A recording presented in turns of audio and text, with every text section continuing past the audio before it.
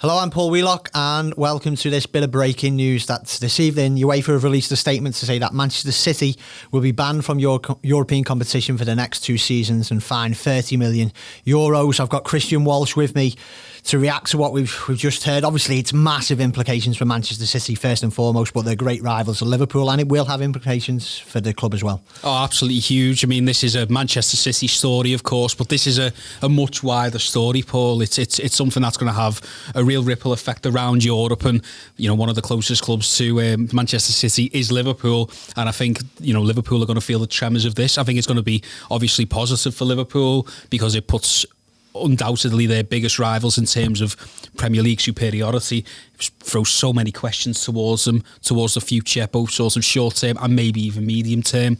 Obviously, we know that Manchester City will appeal it. They'll go to the Court of Arbitration of Sport.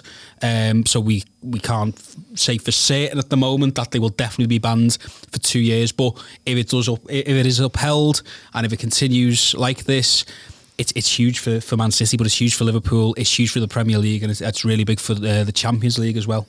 I know when you look at social media, everyone's talking about this news as we're recording this video. And one of the big things, and a couple of messages have popped up in like WhatsApp groups I'm in, is saying, what is going to be the future of Pep Guardiola here? It was already shrouded a little bit in mystery.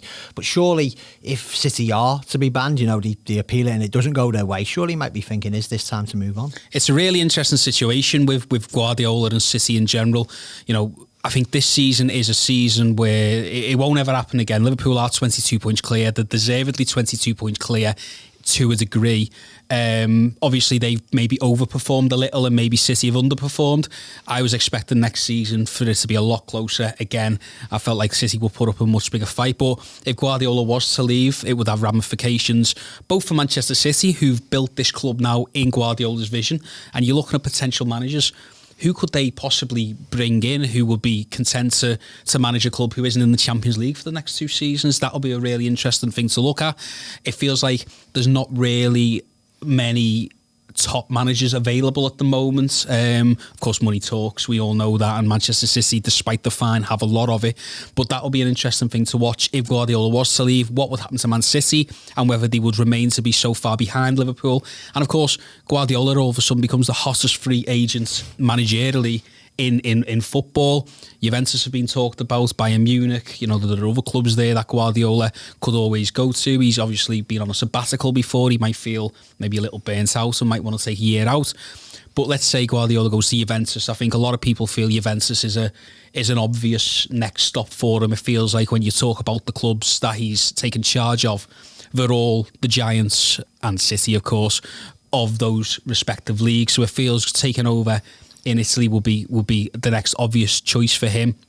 I think Juventus are on the verge of becoming a real European giant. The one thing they've missed, and this is no disrespect to someone like Conte or Allegri or Maurizio Sarri, who's there at the moment, but they've signed superstar players, but they've always lacked a superstar manager. If they could get Guardiola in, Liverpool, they might be defending champions next season. We still wait to see what happens in this season's Champions League, but if he takes over somebody like Bayern Munich or, as I say, Juventus, you can guarantee they'll be one of the favourites come 2021. Most definitely. And it's quite interesting if they are to be banned from European competition for the next 2 years, which UEFA suggested that they will be. Will that actually maybe benefit them in the Premier League? Because they have come up against an opponent in Liverpool this season that is even formidable than they themselves have been over the last couple of years. In a way, if they've not got Champions League football over the next 2 years, maybe it'll make it more difficult for Liverpool in the Premier League, because that will be the main competition for them to focus on. We saw what happened with Jurgen Klopp when he had his first full season at Anfield in the 16-17 season.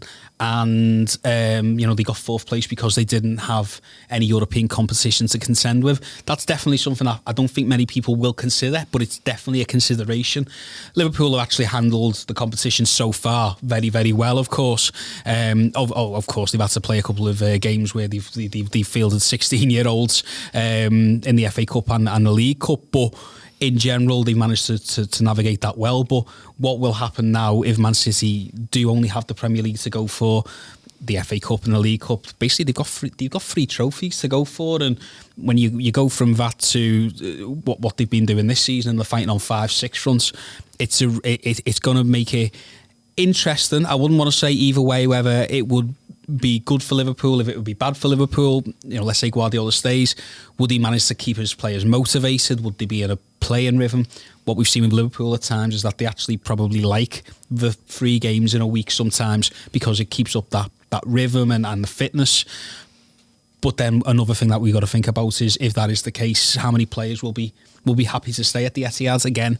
It's unprecedented, this, in the sense that Man City have a lot of money, a lot of their players are on big wages, and Guardiola's done well there in terms of making a squad that isn't just motivated by money, but it would definitely have an impact on some of those players, even if they are on big contracts, to say, well, I'm not going to be playing at the top level for another 2-3 years. I want to go elsewhere. Just the final one. We've got this season still to play for. They're in the Champions League themselves.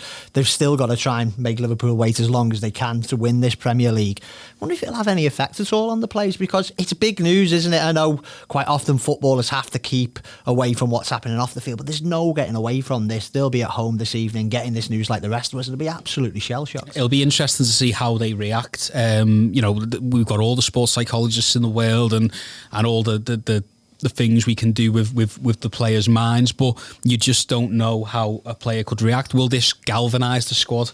Will they think, well, I'll tell you what, let's shove this down UEFA's throats and let's try and go and win the Champions League? That, of course, would help Liverpool in their pursuit of the Premier League, although they don't really need much help as it is. Or is this a case of it gets into their minds and they feel like this is something that they want no part of, and ultimately, for example, I can't imagine the Etihad's going to be exactly bouncing when Real Madrid come. No. They boo the anthem as They're going to boo it now. They're going to boo it very, very loudly. So it's going to be very, very interesting to see. We don't really know how it's going to impact Liverpool in the long run, certainly for the rest of this season. My hunch would be that it will make their task maybe a little easier. But we're going to have to wait and see how Guardiola manages to rally his troops.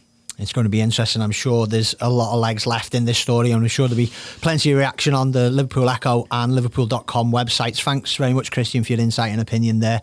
And yeah, keep looking at the Blood Red YouTube channel and subscribe. There's lots of content on there, but obviously there's a bit of breaking news, and I'm sure we'll be talking about it for a good few days yet. Thank you very much.